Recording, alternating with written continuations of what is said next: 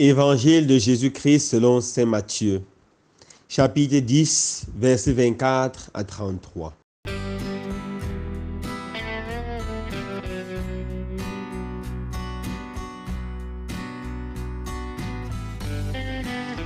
En ce temps-là, Jésus disait à ses apôtres, « Le disciple n'est pas au-dessus de son maître, ni le serviteur au-dessus de son Seigneur. Il suffit que le Seigneur soit comme son maître, et le serviteur comme son Seigneur.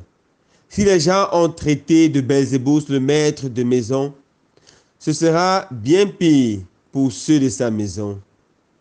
Ne craignez donc pas ces gens-là. Rien n'est voilé qui ne sera dévoilé.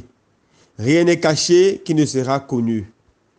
Ce que je vous dis dans les ténèbres, dites-le en pleine lumière. Ce que vous entendez au creux de l'oreille, proclamez-le sur les toits. Ne craignez pas ce qui tue le corps sans pouvoir tuer l'âme. Craignez plutôt celui qui peut faire périr dans la géhenne l'âme aussi bien que le corps. 2 moineaux ne sont-ils pas vendus pour 1 sou? Or, pas un seul ne tombe à terre sans que votre Père le veuille. Quant à vous, même les cheveux de votre tête sont tous comptés. Soyez donc sans crainte, vous valez bien qu'une multitude de moineaux. Quiconque se déclare pour moi devant les hommes, moi aussi je me déclarerai pour lui devant mon Père qui est aux cieux. Mais celui qui me régnera devant les hommes, moi aussi je le régnerai devant mon Père qui est aux cieux. Acclamons la parole de Dieu. Louange à toi, Seigneur Jésus.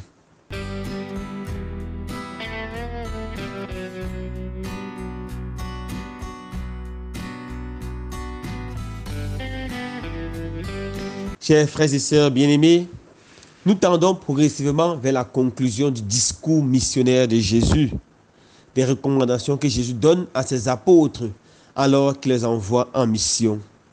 Aujourd'hui, Jésus leur dit, ne craignez pas ce qui peut tuer le corps, mais ne peut absolument rien faire à l'âme. Craignez plutôt ce qui peut jeter le corps et l'âme dans la géhenne. Jésus met ainsi ses apôtres en garde, car si on a traité le bois vert avec tellement de rigueur, on traitera le bois sec encore avec plus de rigueur. Si on a persécuté le Christ Seigneur, si on l'a fait tuer, combien de fois pour ses apôtres? Mais le Seigneur leur dit, n'ayez pas peur, car moi j'ai vaincu le monde. Le Seigneur annonce comme ça à ses apôtres qui feront face à la persécution, qui feront face à la calomnie, aux outrages, qu'ils seront détestés par les gens à cause de leur foi. Ils seront insultés et sabotés à cause de leur foi. Mais le Seigneur leur dit, n'ayez pas peur. J'ai expérimenté tout cela, mais j'ai été vainqueur. Vous aussi, vous allez être vainqueurs. Oui, frères et sœurs bien-aimés, la croix et la persécution font partie de la vie du chrétien. J'aimerais que chacun s'interroge et se pose cette question. Est-ce que j'ai déjà souffert à cause de ma foi? Est-ce qu'une personne m'a déjà calomnié, saboté, m'a déjà méprisé à cause de ma foi? Est-ce que j'ai déjà perdu une amitié à cause de ma foi? Est-ce que j'ai déjà fait face à des troubles à cause de ma foi? Si la réponse est oui, alors nous sommes effectivement chrétiens et apôtres. Mais si la réponse est non, alors nous sommes des chrétiens tièdes, des chrétiens qui ont peur de témoigner leur foi, des chrétiens qui se sont confondus au monde. Pourquoi cela, frères et sœurs bien-aimés? Le monde nous tire vers le bas. Le monde nous tire vers les valeurs d'en bas, vers les réalités d'en bas. Le monde nous tire vers l'autoglorification. Et le monde refuse que quelqu'un se lève vers le haut.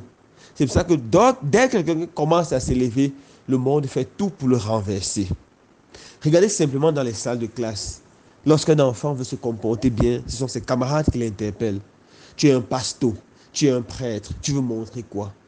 Ou quand une fille veut être sérieuse et veut vivre les valeurs évangéliques, ses copines vont dire, regardez-moi une folle, tu vas boler à la maison, tu es une juxa. Et elle commence à se demander si elle est sur le bon chemin. C'est pareil pour les papas. Les papas, par exemple, qui sont monogames. Certains de leurs amis disent, c'est ta femme qui te domine. Tu signes monogamie comment? Un homme, tu dois signer polygamie. Voilà les valeurs d'en bas. Et certains amis peuvent te dire, comme tu deviens esclave de ta femme, ne viens plus avec nous. Ou quand vous êtes en train de boire gentiment, tranquillement, une bière avec vos amis, quand vous sentez que c'est l'heure de rentrer vous reposer, ils disent, mais ta femme te commande, prends encore une, prends encore une. Voilà les valeurs d'en bas. Ou dans ton lieu de service, lorsque tes collègues sont engagés dans la corruption et que tu veux être différent, on te dit, qu'est-ce que tu veux montrer? Tu veux montrer que tu es plus sérieux que qui? Tu veux montrer que tu fais mieux que qui? Que tu travailles plus que qui? Voilà la persécution. Si cela t'arrive, alors tu es effectivement un chrétien. Si cela ne t'arrive pas, tu n'es pas encore un vrai disciple du Seigneur. Que le Seigneur donne la grâce de ne craindre qu'une seule chose, de déplaire à son saint nom. Il est raconté l'histoire d'un très grand prédicateur écossais qui s'appelait John Core. Lorsqu'il est décédé, quelqu'un est venu aux funérailles. Il a observé le cercueil et il a dit, ce monsieur craignait tellement la face de Dieu qu'il n'avait peur d'aucun homme.